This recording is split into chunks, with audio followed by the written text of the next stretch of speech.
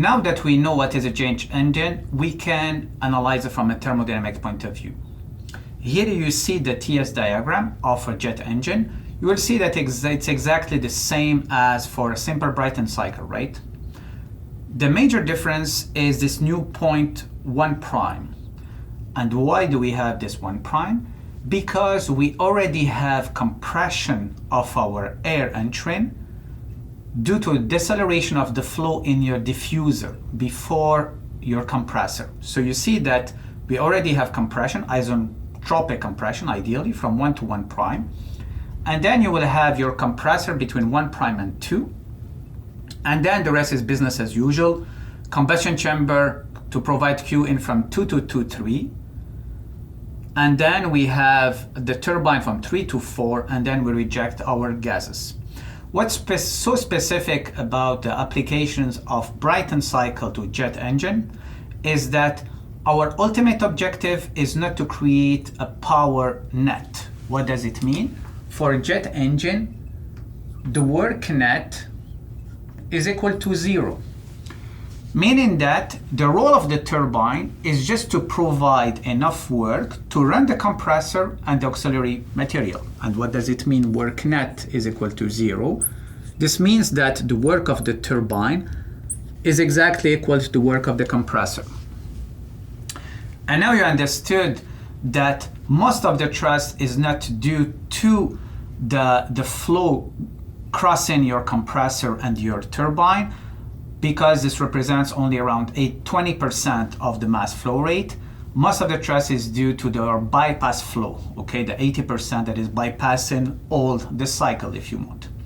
Now, if we have the work of the turbine is equal to the work of the compressor, this will lead us obviously to a work of the compressor over the work of the turbine is equal to 1, okay?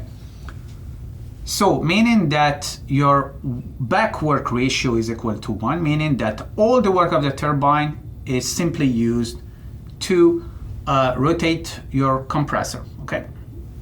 In a jet engine, we are not necessarily interested in the concept of thermal efficiency, because we use a jet engine to, and the engine actually to move your airplane forward.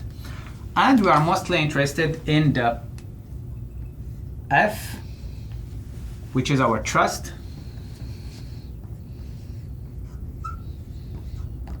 and thanks to Newton's second law, so this is given by m dot, which is the mass flow rate of air, cross the velocity at the exit of your gases minus the velocity at the inlet, okay? And because here we are using a force, and typically in thermodynamics we want to use energy of power, so this will allow us to define our propulsive force, or power, sorry.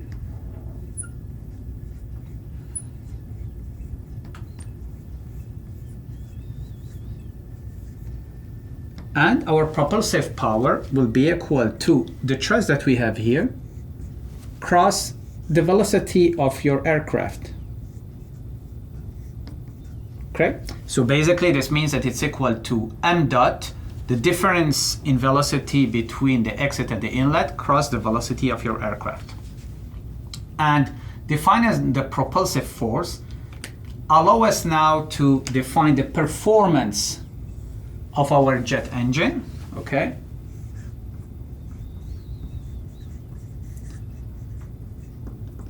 Now, since our ultimate objective is not to create work net, because a work net is equal to 0, so therefore your thermal efficiency will be equal to 0, our objective is to maximize our propulsive power. So basically, our efficiency will be defined as the ratio between propulsive power